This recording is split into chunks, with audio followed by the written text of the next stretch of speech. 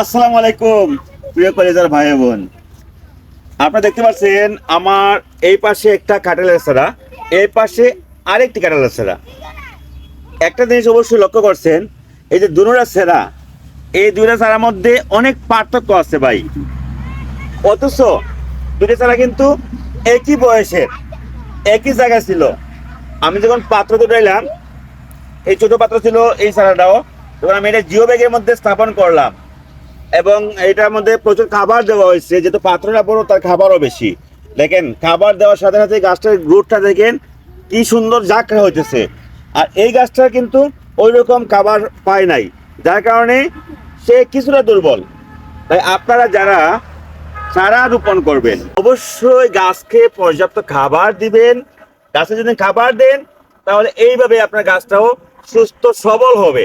আর যদি গাছের খাবার কম দেন এই অবস্থা হবে। আশা করি বুঝতে পারছেন। সবাই ভালো থাকবেন। আল্লাহ হাফেজ।